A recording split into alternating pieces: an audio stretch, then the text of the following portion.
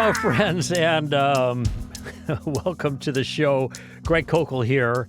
Show is Stand to Reason. I'm your host, have been for, what is my 35th year of doing this?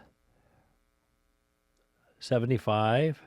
Started 1990. I guess it is. It's a long time. I was doing it under other auspices, working for the Crawford Broadcasting Network instead of for Stand to Reason, but been doing this particular format for a long time. Anyway, glad to be here and glad to be back here. I'm back in the saddle again, and you're thinking, wait, you were just here last week. No, I wasn't. I actually have not been sitting in this chair for 4 weeks because I was in northern Wisconsin for most of the month of May. Supposedly, rusticating, relaxing, and having a vacation with my brother Dave, who I fish with, and my wife was up for 10 days at the front end of it, and then came back, and turns out that I had an event right in the middle of that time, and was gone for 4 days, Saturday morning to Thursday night late. By the time I got back to Wisconsin, the event was in El Paso, Texas. It was wonderful, great people, and I was there with Alan Schliemann, and it's rare that we get to work the same events together other than reality, although a couple of months ago I was in Nashville with Tim. What a great treat to be with both of those guys under those circumstances, but it only had like 5 vacation days in 3 weeks because all the work that I had to do. And nevertheless, I'm glad to be back in the seat here. I always put shows in the can in advance so that I don't leave you as orphans, as it were. I love it, though, when others can fill in for me, like J. Warner Wallace or other members of my team. And so we're going to be working more of that out as time goes on, and I fade a little bit. I'm not going anywhere fast, though next week I turn 75. Is that right? I do. Actually, it's a week from today because that's when we're having our 32nd anniversary luncheon, kind of a month late, but it's also my birthday, June 10th. So, slowing down a little bit, but I will not abandon you. No worries about that. And we have a good team to pick up all the slack. Glad for that. Incidentally, an interesting thing happened to me when I was in El Paso, Texas. That has never happened before in all of my years of public speaking, and that's 32 with Stand to Reason and many more before that. And that is, I lost my voice. I'm chuckling because I had 6 different talks I had to give, including 2 on Sunday morning, and it was halfway through the second one that I started struggling. And after the service, I went to lunch with my host with the anticipation of doing 2 more segments in the afternoon, and halfway through lunch, my voice just stopped. Absolutely. Now, I was a little croaky finishing up that second service. I had been struggling a little bit with a kind of a cold, a sniffle, and a little feverish, and watery eyes, and sneezy, and all that for a few days before. I don't get that very often, but that was the case a month ago or 3 weeks ago now, and that lasted for a week or so until I made this trip, and then it just set into my vocal cords, and halfway through lunch, or I should say the late breakfast, I just shut down. I'm talking, and then I stopped. It's like someone flipped the switch, and my vocal cords wouldn't vibrate anymore. It's never happened to me, and here I am. I'm scheduled for 4 more presentations, 2 on Sunday afternoon and 2 on Monday evening before Tuesday morning I could go through 4 different airports to finally get back to our place in Wisconsin.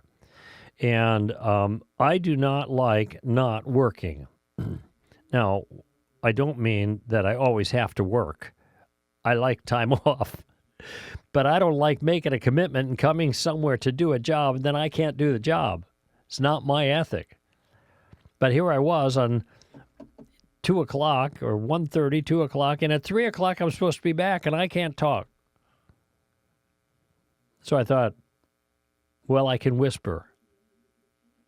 And I tried it at lunch, And I whispered, yeah, we can hear you.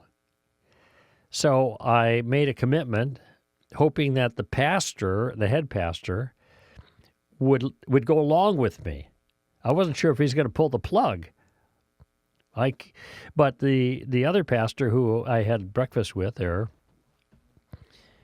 he said, yeah, sounds good to me. And when we got to the church, I told the pastor the problem. No, he said, knock it out of the park. Go for it. And he didn't even mention anything about my voice in my introduction that afternoon. But I had spoken in both services, and people in the second service could hear my voice going. And so here's what I told them. I told them that people, this was with my whisper into a handheld mic now, people have been praying for me for many years that I would lose my voice. And today their prayers were answered. And I said, I know a lot of you were praying for me this morning at the second service when you heard my voice going, and hands are going up all over the auditorium, all those wonderful people who were praying for me. And I said, and God did not answer your prayer. But here's the deal. I got to make a pact with you. I am going to whisper very loudly into this microphone while you listen very carefully. And we'll see if we can make this work. And they were all gung-ho for it, and we did. We made it work that afternoon and the next afternoon, and I got a little bit of, vocal capability back, very modest, under the whisper. But I was able to do my job, and I was happy with that. And then a couple days later, I was back to normal after I got back to Wisconsin. But that has never happened to me before, and I hope it never does. You know, when you lose your voice, I know this has happened to people. You wonder, will I ever get it back again? What's happened to people is people have lost their voice and didn't get it back again for a long time, like years. Something's going on. I don't know. And I was wondering that because I could not get my vocal cords to vibrate. It's like they'd been cut. So weird. And for a person whose life is so, how should I put this, driven by his mouth, this is a big deal. So anyway, yes, I was able to finish my events, and yes, I got better, and here I am. I'm back. And I did have a wonderful time in El Paso. Odd time in Wisconsin, though. Many of you know I love bass fishing. And in this particular case, right when we got to the cabin, I had left it in a bit of a shambles because I was having work done in some of the bedrooms, and all the stuff was emptied into the living room, into our den. It's not a very big place, but and that's the problem. If you empty 2 bedrooms, then you're really you're really jammed. And we had to get some carpentry done and get those things eventually into the bedrooms and get things set up. And I just came off of back surgery, so I wasn't too strong. My younger brother, he did great. He's 70, and he had back surgery a year ago, so he was up and running. And by now, and my wife helped out, and so we got it all put together. So I will be going back later this summer, but here I am right now with you, and glad to talk with you. If you'd like to chat with me about anything that's on your mind, I'd like to say I want you to give me a piece of your mind, and I will give you a piece of mine. The number to dial up is 855-243-9975. 855-243-9975. Lines are wide open right now. If you're listening virtually or live streaming, whatever, and want to call in, you're welcome to do that. I also have calls that I can take from the open mic sessions. And the open mic is when you call in off schedule and leave your question online for us. You can do that by going to our homepage at str.org. And then under podcasts, there's a section called live broadcasts, and then you can follow the prompts and leave your question, a minute or so, and then we'll play it here eventually, and I'll do my best to respond to it. So I'm going to get to a few of those, and if you're calling in In the meantime, I'll jump to the live calls too. So I had mentioned not Derek, but Kyle, the bearded beast here. Let's hear what Sarah has to say on our open mic group. Hi, my name is Sarah. I'm calling because I'm part of a book club that we study a lot of different books together, and we do a lot of really great discussions. But one thing that I'm still kind of new at is the apologetics portion, and we talk a lot about different religions. We just got done reading the Tao, and we're reading the Upanishads, and there's a lot of really interesting similarities in some of the writings to the Christian faith. But as a Christian, they obviously do not set well in my spirit because there's the absence of a God who is the salvation, right? And so my question is, how can I approach these discussions from a Christian perspective with grace and just being able to communicate why there are differences, why there are what the foundational differences are that make Christianity true, and while some of the religions of the world have similarities to Christianity, they're borrowing from the Christian faith to do so. So how do I communicate that in a way that is gracious, but also dealing with the fact that there is absolute truth in the world, there is objective truth, and that not every religion is true. Wow, Sarah, thank you. Lots there to deal with. I'm taking notes wildly as you were talking. And there's a lot I'd like to say about this. First of all, I'm thrilled that you're in a group like this and that you have a desire to have an impact on those people regarding the religious question. Now, characteristically, and it may be something that you've already run into, and this is why you're uncertain about how to prosecute your own convictions about this with them. Characteristically, people do not view religion as a true or false issue, an objective element, true or false. Rather, they view religion as mere belief. These are what people believe, and that's all you can say about it. They believe particular things, and some people believe one set of things, and there might be some nice stuff there, and here's another person that chooses to believe something else because they like that, and there might be some nice things there, and there are some things that you find in maybe common themes in every religion. The claim goes, I don't think that's actually true. Although certainly there are common themes in religions, but not something that binds them all together, all right? Like this is the thing that all religions hold. Not all religions believe in God. Buddhism is a non-theistic religion. Animism is not interested in the question of God, but rather of spirits, for example. So this is something you're up against. And that is the question of truth in any meaningful sense is not a question that's on the table. But it is a question that you can put on the table for the sake of discussion, which is what you want to do. Now, I know your end goal is to try to communicate something about Christianity and its superiority over these other religions as to its truth claims, okay? I don't think that's the right first step, though I think it's a good end goal, all right? You also mentioned that as you're reading the Tao and the Upanishads, et cetera, you are noting that there are similarities between some of those things and aspects of Christianity the way you characterized it was that they were borrowing from Christianity. And I understand your point, but I want to encourage you to think about that a little differently. Okay, I affirm what you're seeing, but I want to suggest a way to approach that. Okay, so there's going to be two steps here.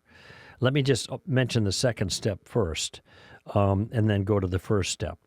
The second step has to do with Christianity, and I actually don't think that those other religions, in the areas they speak truthfully regarding the world and are consistent with Christianity, are actually borrowing from Christianity.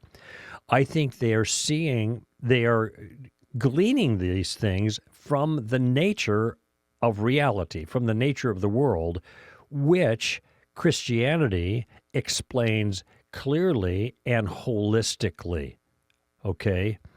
So a person who's not a Christian can still understand true things about the world, like the virtues of mercy and kindness and the golden rule. You're going to find that in a lot of religions because it is an obvious moral principle, or it is obviously morally true. It is a virtue to treat another as you would have them treat you, or sometimes stated in the reverse, don't treat someone the way you wouldn't want to be treated. Okay? So that's the golden rule, right? Now, I think they aren't borrowing from Christianity there because they may not even know about Christianity and still be aware of this golden rule. Okay, that the propriety of it, the virtue, the obvious virtue in a rule like that.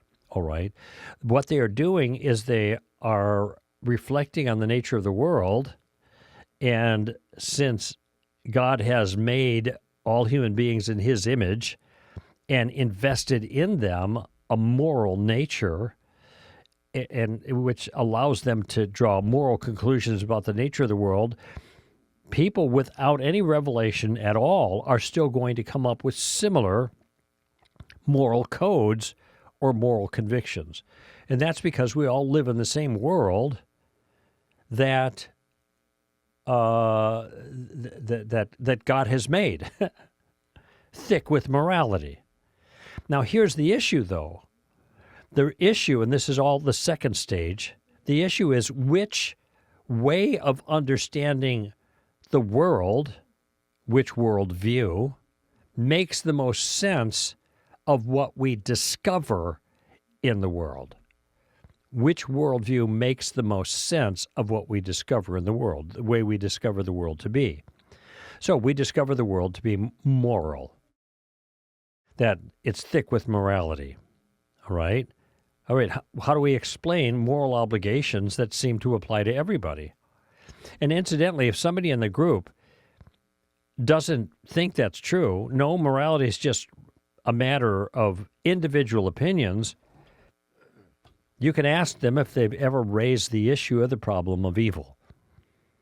Now, everybody has at some point in their life. How could God, if God is powerful and good, allow such? These things are evil. How could He allow such things? All right, well, that objection to God is based on the acknowledgement that there is evil in the world.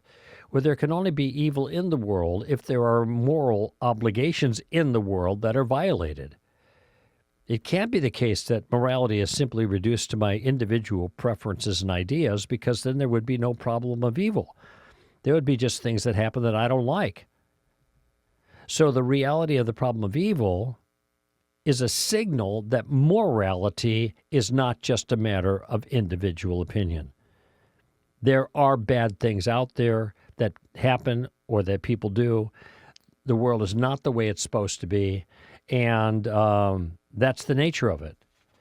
Now, what worldview makes the most sense out of that? I'll tell you one thing that classical Hinduism doesn't, because in classical Hinduism, all distinctions are illusions.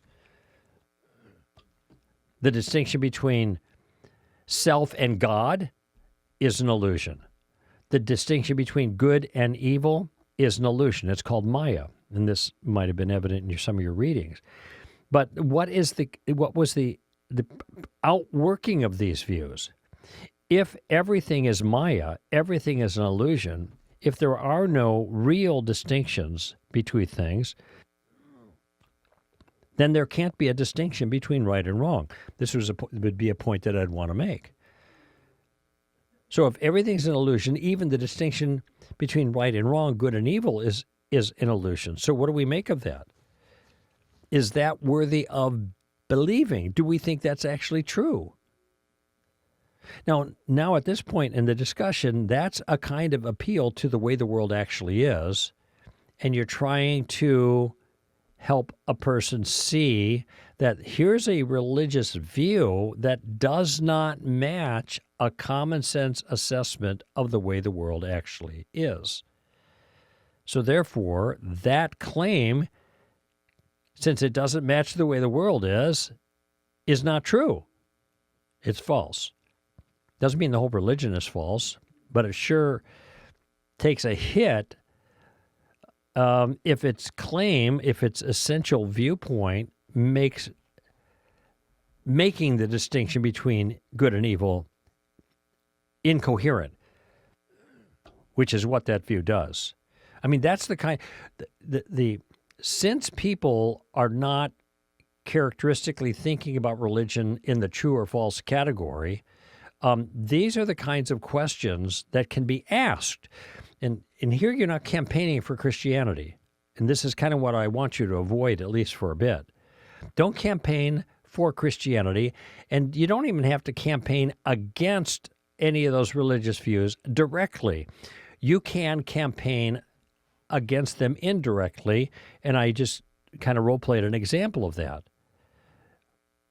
Is there evil in the world? Has anybody ever raised that issue? Okay, now if you think there is real evil in the world, and here we're reading here in this religious view that there are no real distinctions between things, then there's no distinction between good and evil. So how can that work? How can that be a sound way of looking at the world? All right, and see what happens in a situation like that. Now, I mentioned this is the second step, and it doesn't actually have to be done in this order. A lot depends on how the conversation goes. But a prior step before you even get to the point of asking whether the particular teachings of some of these religions are true or not in the objective sense, it might be fair just to ask whether conflicting views can be true. And so this is where one can make the point, and I'll tell you how I've made it in the past publicly and how I argue for it. Why pluralism, that is the view that all religions are equally true, is false. And it ain't bigotry. It's just plain math. I make the point that Christians claim that Jesus is the Messiah. Jews say that he is not the Messiah. Well, he either is or he isn't. If he's not the Messiah, then the Christians are wrong on an issue that's right at the foundation of their entire religious project. If he is the Messiah, then the Christians are right and the Jews are wrong, but under no circumstance can they both be correct. Right? If God exists, he's either a personal God or not personal. If he does and he's personal, and that may be an open question about whether or not God exists, but if it turns out he is a personal God, then the Muslims and Christians are right on that point. And the Hindus are wrong because they view God as an impersonal being, monism. There's only one thing that exists, and it's God, not you. You're the illusion. Now, if it turns out that God is not personal, then the Hindus are right, the Jews and Christians and Muslims are wrong, but under no circumstance can they both be right. When you die, maybe you go to heaven or hell, maybe you get reincarnated, maybe you just lie in the grave, but you can't do them all at the same time. Somebody's mistaken, is the point. Maybe everybody's mistaken. Maybe I'm mistaken. Notice at this point, I am not making the case for my own view as being true. I'm simply making the point that they can't all be true.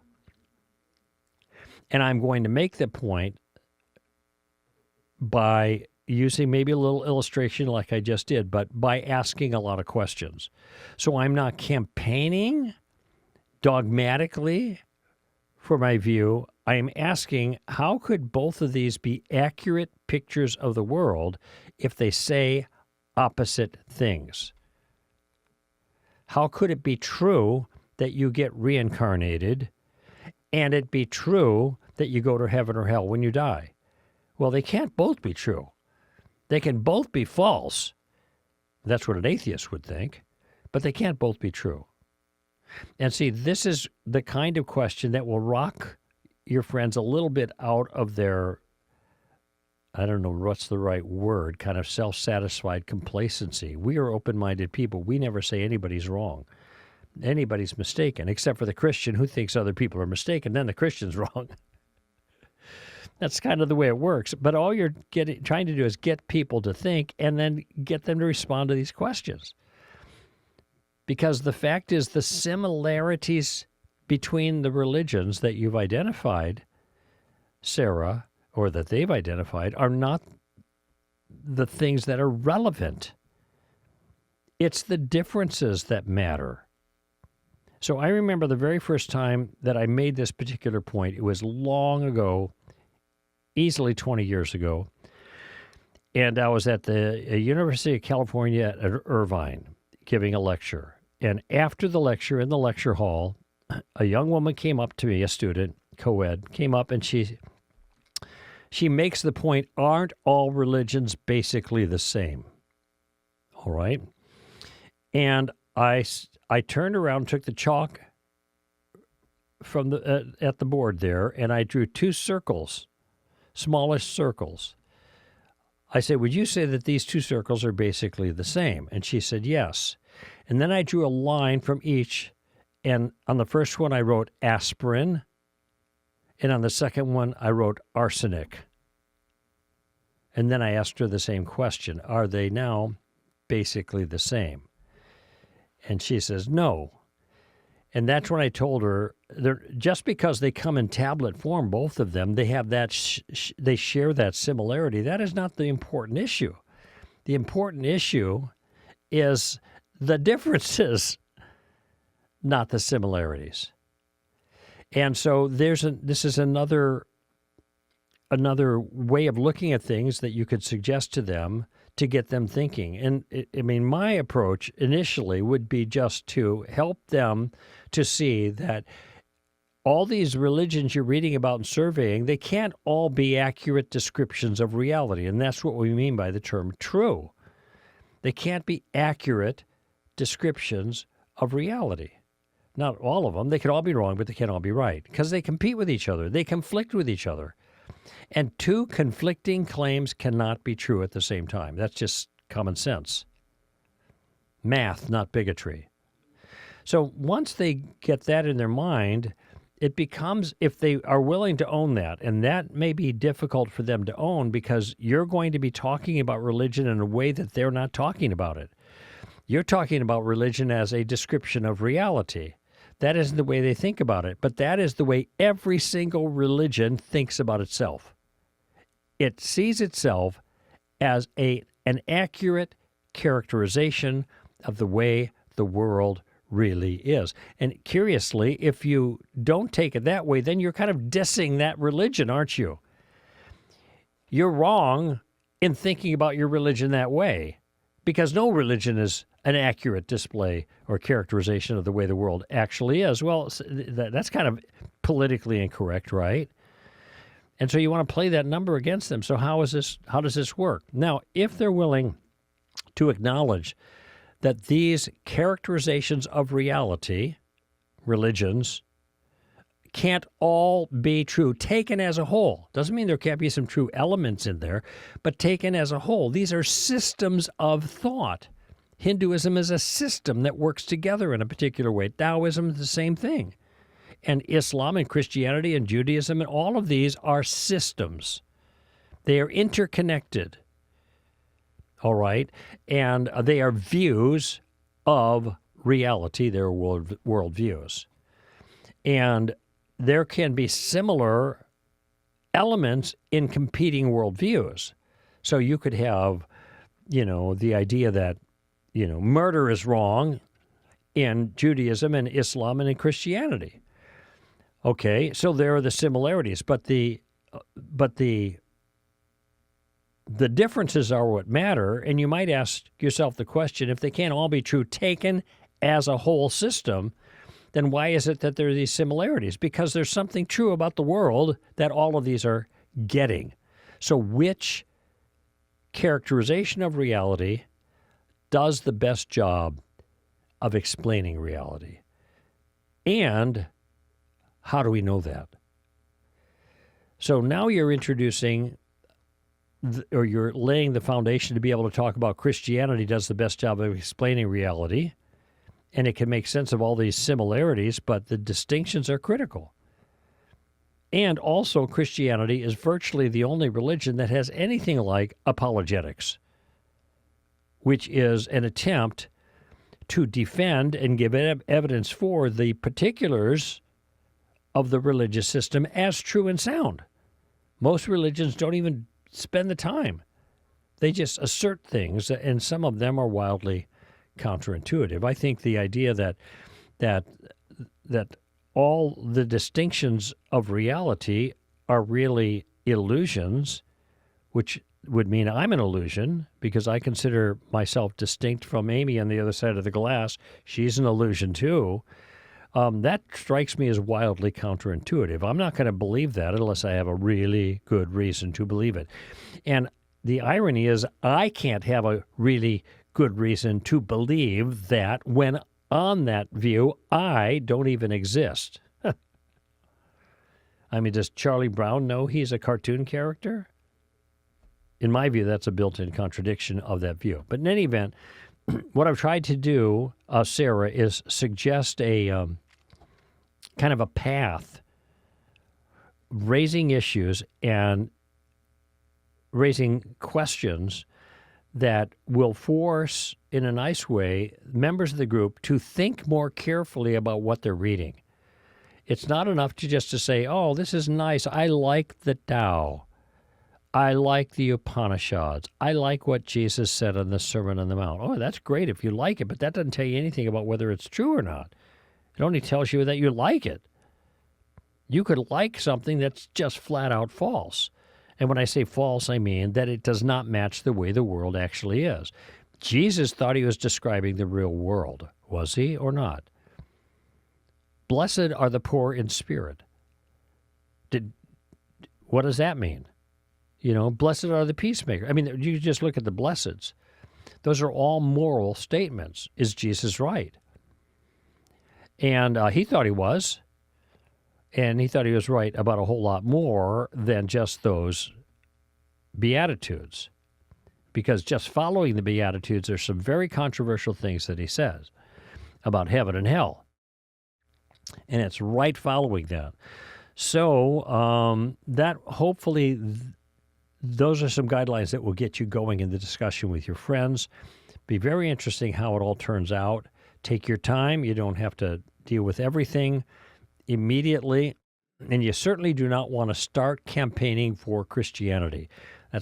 I don't think that's the best thing. You want to start gardening. You got to till the soil a little bit. You've got to help people to get in a frame of mind where the claims of Christianity that they might eventually consider have some plausibility.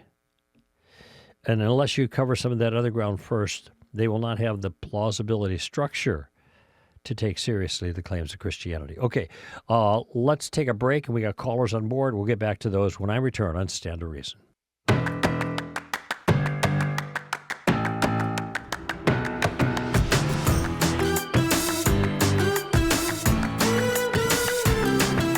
All right, it's good to have some live callers here, and we have John in La Granda, or La Granada. Hi, John. You know, I'll tell you why that's ironic that I said that, because I live on La Granada Drive in Thousand Oaks, and when people write out my address, they drop the second A all the time, and they write out La Granda, which doesn't make any sense. La Granda. I mean, it's right there. I say La Granada, and they drop the thing, you know, and here I am making my own mistake.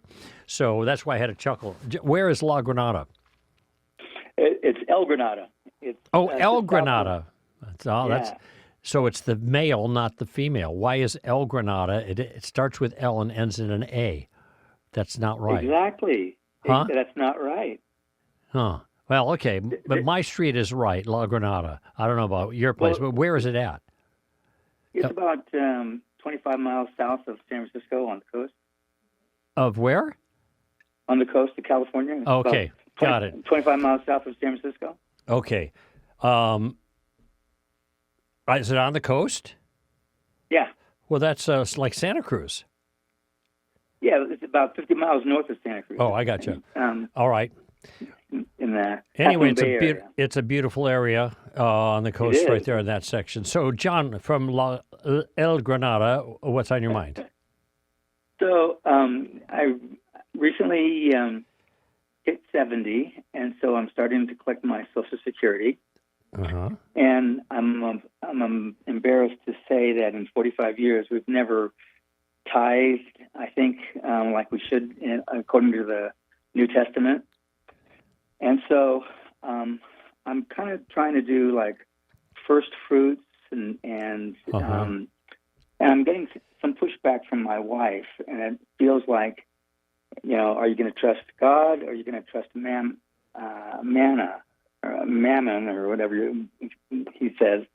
And I'm kind of wondering if I could come back with the testing that God uses in Malachi. Test me. If that's still, would that be a good argument? Or Well, now this is a little bit controversial, because there are going to be people who will disagree with me on this, especially pastors, because pastors are frequently citing this passage to justify their appeal for funds. Yeah. Now, I don't think their appeal for funds is illicit, but I do not think this is the right way to justify it. And the reason is because Malachi is a Hebrew prophet writing to Jews under a very precise and specific covenant set of rules and obligations that they were obliged to fulfill. They didn't do very good at that. And one of those obligations had to do with tithing, which is tenthing, 1/10, okay, of income or produce or whatever, 1/10.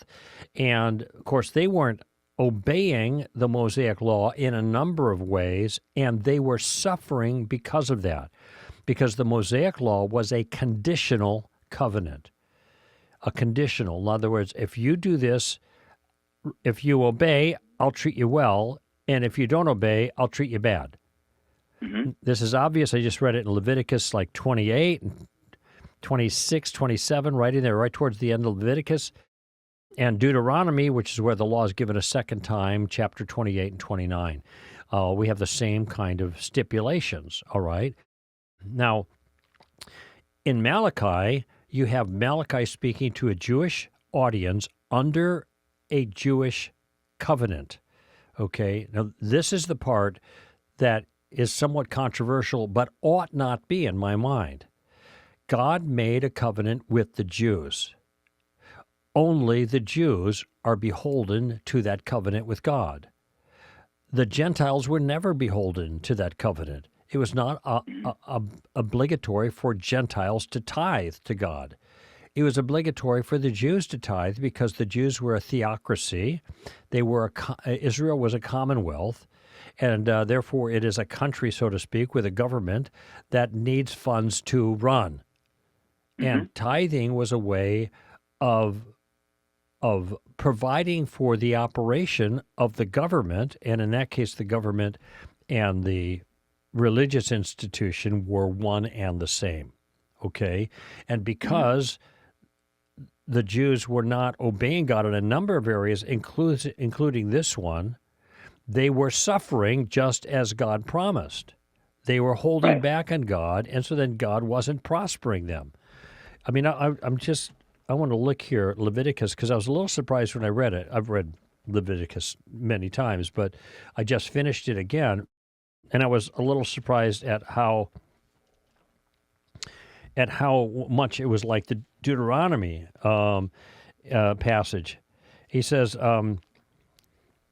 in chapter 26, starting in verse 5, in verse 3, if you walk in my statutes and keep my commandments so as to carry them out, then notice that, then I shall give you rain in their season so that the land will yield its produce and the trees of the field will bear their fruit. Indeed, your threshing will last for you until grape gathering. Your grape gathering will last until sowing time. You will thus eat your food to the full and live securely in your land. And it continues on with those kind of promises. But verse 14, but if you do not obey me and do not carry out all these commandments, which include tithing and other obligations to give, and if you reject my statutes, I in turn will do this to you. I will appoint over you a sudden terror, consumption, and fever that will waste away the eyes, and blah, blah, blah. Your enemies will be victorious over. The field will not yield its fruit. The plague will come on, the beasts of the field, the sword will come to you, pestilence. It's all there, chapter 26. So this is what those during the time of Malachi were confronting. Things were not going well because they were not keeping the obligations that God made, including tithing. And so God is saying, look, you do what I told you to do, and I will do what I said I would do when you do what I told you to do. Test me. Now, the unfortunate thing is that many pastors will seize on this passage and they will apply it to their local congregation. And they will say, you're not tithing. You ought to tithe. In other words, give 10% of your income to the church. It's not the same situation. Paul was talking about people in the commonwealth under the Mosaic covenant. The church is not a commonwealth, and it's not under the Mosaic covenant. Therefore, the obligation to tithing does not apply to the church. Right. All right. Now, having said that, to be clear, the New Testament has its own teaching on generosity. And it says in First or Second Corinthians is where you'll find these statements. It says that we are to give. It's not tithing. It isn't a fixed percentage, which is an obligation. In fact, Paul says you're not going to give under compulsion. But as the Lord has prospered you, and as you've determined in your own heart, for God loves a cheerful giver. So there is biblical warrant now for you to, with the means that you have, John, to give to God where you want. Now, the general principle is that you give where you're fed. And this comes from Galatians chapter 6. Let him who is fed share all good things, or him who is taught, rather, share all good things with him who teaches. So wherever it is you're being fed spiritually, that's the place you should give financially to. That is normally the local church. And so that's the first line of attack, I'd say. But, lots of people give to stand to reason. Why? Well, because we feed them. And so, absolutely. Yeah, and so it's appropriate. So the obligational elements that you read about in Malachi and other parts of the law have no bearing on New Testament giving responsibilities. Tithing is not taught in the New Testament. It is mentioned only one time. It's Matthew 25. Jesus says you tithe mint, dill, and cumin, but you ignore the weightier provisions of the law. These things you should have done, you should have tithed, and done the justice and whatever, too. But at the beginning of that chapter, he affirms the Mosaic law. He says everything that Moses taught you're supposed to do. Whatever your spiritual leaders tell you that Moses taught, do that, but don't do as they do.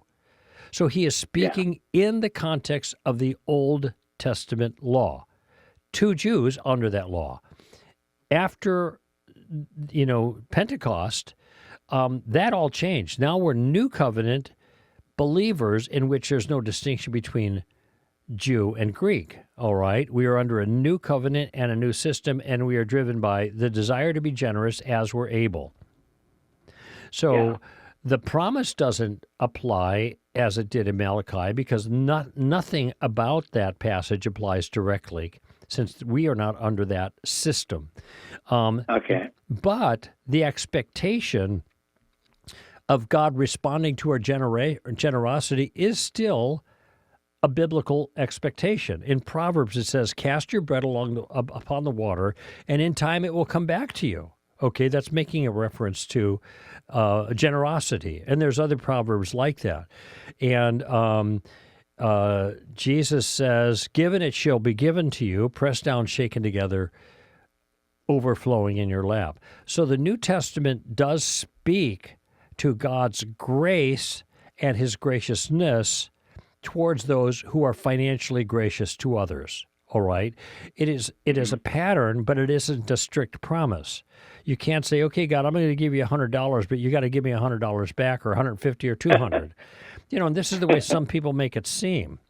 And and it also, if you are on a limited income, again, this is going to be controversial, but if you're on a limited income and you have a hard time taking care of your own obligations in your family, then you shouldn't be giving the money away because your first obligation is to your home and family and then to others that you can help, local church, etc. But most people can probably afford something, even on a limited income, by way of providing for those who have provided for them spiritually. Jesus said you don't muzzle the ox while he's threshing, That's from the Old Testament, but it's a principle there too. So I hope that all puts things in a correct perspective to you about tithing. Lots of people are going to... Yeah, that really helps. Say again? That really helps. That's good. Lots of pastors are going to push back on that. But I'm going to hold their feet to the fire. What are the moral obligations that we have to any feature of the Old Testament law, which is a law that God gave to Jews? Well, they might say, well, look at Jesus said if you cancel out one letter of the law, you're least in the kingdom. Yeah, that's in Matthew 5. And who's he talking to? He's talking to Jews who are under that law. But I think he's making a different point there anyway. It's true what he's saying, but he's employing it to a different purpose.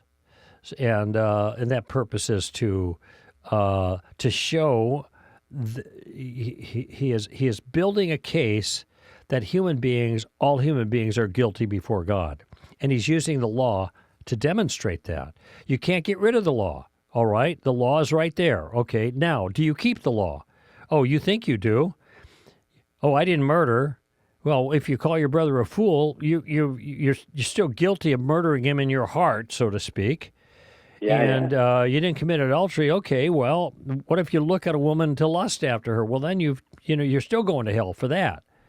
And that's what Jesus says, essentially.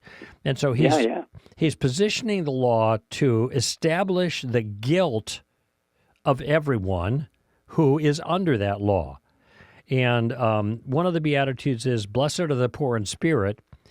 And what he's trying to show people in that section of the Sermon on the Mount is everybody is poor in spirit, whether they realize it or not. He's trying to help them to realize that, Yeah. So that's what I think is going on in that passage. Perfect. Great. All right. Thank you so much. Well, I'm glad you called, John. Appreciate it. And it's good talking about this issue. Amen. Thanks for all your help. You're welcome. Take care. Okay, bye. Bye. Now, we got another call on, but I'm going to wait for the next hour to go to that call. Is that all right with you? Because I want to say a little bit more about this. I want to flesh this out. I've actually talked about this a number of times on the program, but it's kind of easy to forget and easy to miss. The Mosaic covenant is a kind of contract. Some people think the word contract is not really a synonym for covenant. It demeans the notion of covenant, which is much more personal and much deeper. Okay, I get that. I'm not trying to be frivolous here, but I'm trying to identify the nature of this enterprise called the Mosaic covenant. It's an agreement between two people, two groups, God and a group of people now, the nation of Israel. And it is a conditional agreement. I just read out of the end of the book of Leviticus, which is the summary of the things that the law requires of the people, repeated in the book of Deuteronomy, Deuteronomos, second nomos law, the second time the law is given, after the 40 years of wandering, and the people are now, a new generation is poised to take the land. And so God gives the law a second time through Moses, and the same conditional nature of that is repeated, all right? And both sides are de facto signatories to this covenant. In fact, when Moses laid this out, will you do this? Yes, we'll do this. Okay, just to be clear, this is heavy-duty stuff. Don't mess with God. Right? But, of course, they do mess with God and they get in all kinds of trouble. In other words, they don't prosper the way God promised. Characteristically, they don't prosper because characteristically, they don't obey. And it got so bad that God had to drive them out of the country. It's not good. The Assyrian dispersion, the Babylonian captivity. Now, there was a return to the land, and the people were able to flourish again, but there are still problems by the time Jesus arrives, all right? But the point I'm making is you have a nation of Israel. It is a people with a governing authority that also is religious, and that republic of not republic, but that governing authority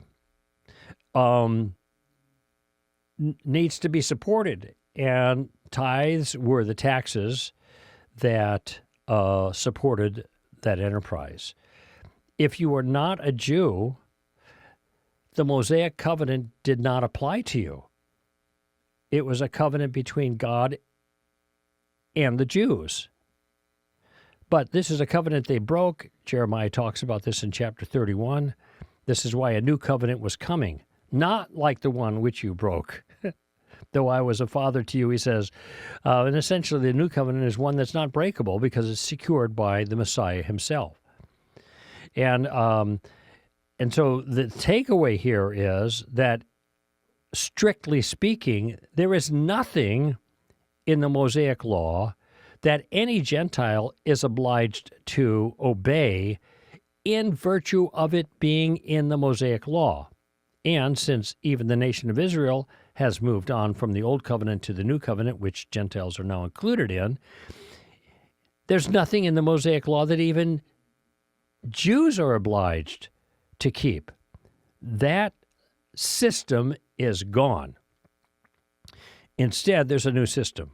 Okay, now, just for clarity's sake, there are things, moral obligations expressed in the law that we are not free to disregard, but we don't obey them because they're in the law.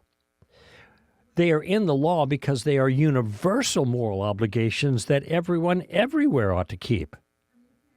And that's why they show up in the moral contract with the Jews that God made, but they also show up in the New Testament as moral obligations that are kind of rooted in the nature of the world that God has made, that we're all obliged to do. And that's why there are sexual things.